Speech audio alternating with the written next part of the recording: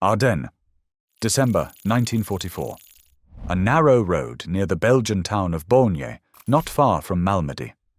A bitter wind cuts across the snow-covered fields. Dozens of American prisoners of war stand huddled together, shivering, hands raised. Suddenly, an order. Machine gun bursts rip through the winter air.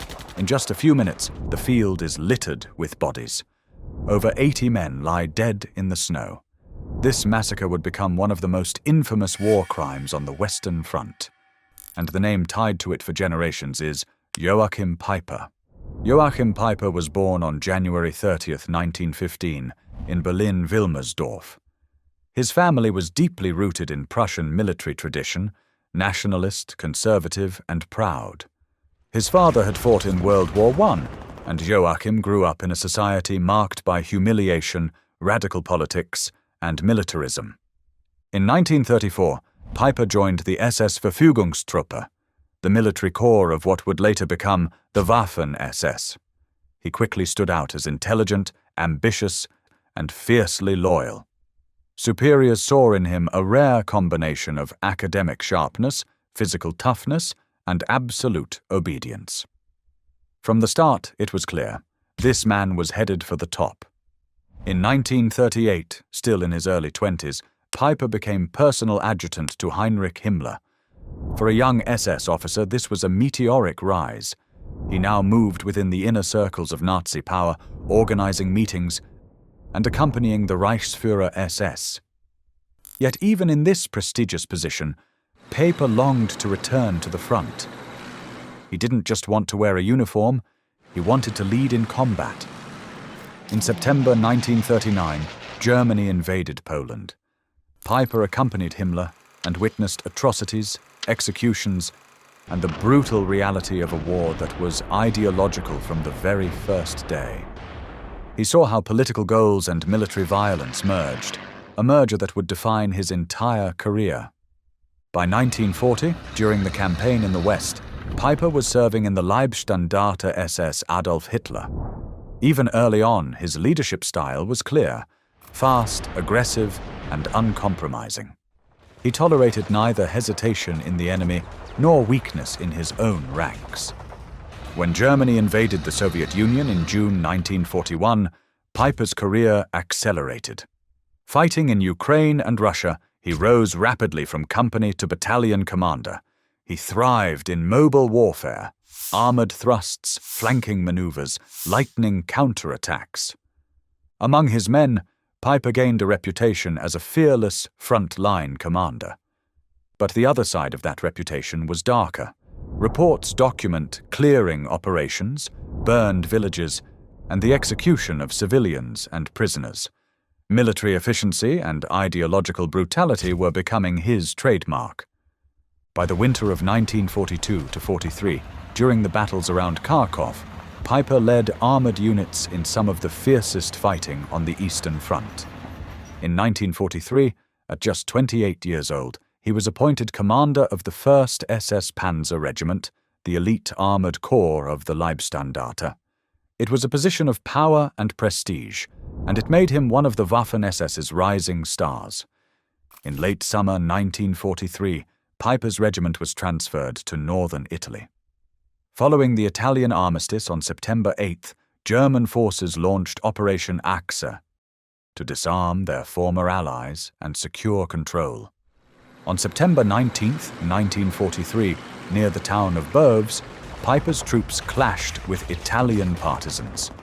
2 German non-commissioned officers were captured and negotiations began. But tensions boiled over, houses were burned, and at least 23 Italian civilians were executed. For some, it was described as a reprisal. For others, it was simply a massacre. Either way, Boves would stain Peiper's reputation forever. Soon after, his regiment returned to the Eastern Front, fighting around Zhytomyr in late 1943, and then during the defensive battles of 1944. His style was the same: lightning strikes, calculated brutality, and a reputation that preceded him. Across the Eastern Front, Peiper became known as both militarily brilliant and utterly ruthless. December 1944. Hitler launched his final gamble, the Ardennes offensive, known to the Allies as the Battle of the Bulge. The goal was to split the Western Allies, seize Antwerp, and force a negotiated peace. Peiper was chosen to lead the Kampfgruppe Peiper, the spearhead of the 1st SS Panzer Division. His force, roughly 5,000 men, more than 100 tanks and assault guns, including the fearsome Tiger II. Their mission: exploit a weak point in the Allied lines, break through rapidly, and reach the Meuse River before the enemy could react. On December 17, 1944, near Bougne, Peiper's column encountered an American artillery unit. After a brief firefight, over 100 Americans were captured and gathered in an open field. Minutes later, machine guns opened up. When it was over, 84 American POWs were dead. Whether Peiper personally gave the order remains debated, but as the commanding officer, he bore responsibility. The massacre spread like wildfire through Allied ranks, hardening their resolve. From that moment, American troops were determined to give no quarter to Peiper's men. His advance stalled. Bridges were blown, fuel ran out, Allied resistance stiffened. The spearhead bogged down, and the offensive ultimately collapsed. By January 1945, Peiper's Kampfgruppe had been forced into retreat under heavy losses. He narrowly escaped encirclement several times. In May 1945, he surrendered to US forces in Austria. In 1946, he was tried at Dachau in the Malmedy massacre trial, charged with war crimes including the murder of prisoners and civilians. Peiper denied issuing execution orders, but the prosecution presented testimony, documents, and confessions from his men. He was sentenced to death, later commuted to life imprisonment, then to 35 years. During the 1950s, as Cold War politics shifted, pressure mounted in West Germany to release former SS prisoners. On December 22, 1956, Joachim Peiper walked free. Peiper tried to build a new life. He worked as a translator for Porsche, later at Volkswagen, and largely stayed out of the public eye.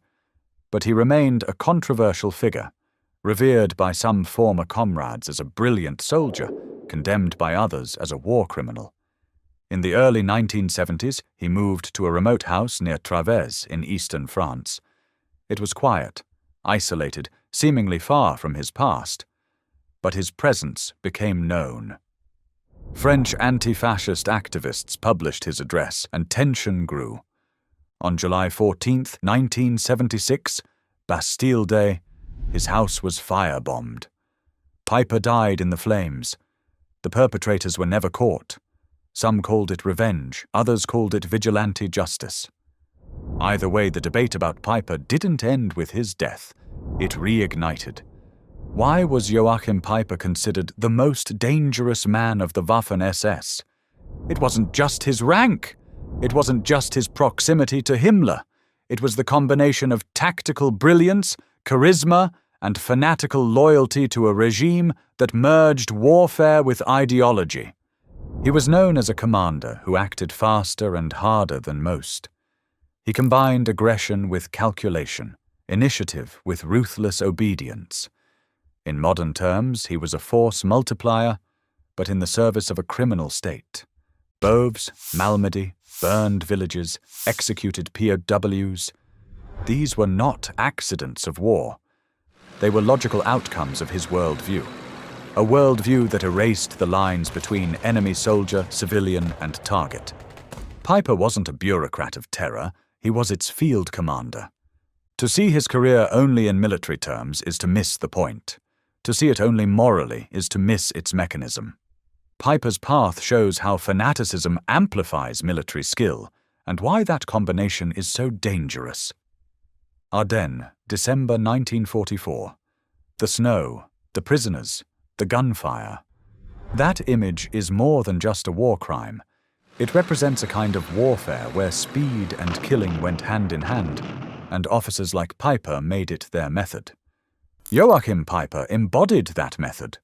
Brilliant and brutal, coldly calculating, and ideologically unwavering.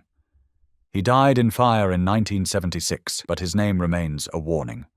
of what happens when leadership without conscience meets power. Military excellence without moral restraint is not a virtue. It's a threat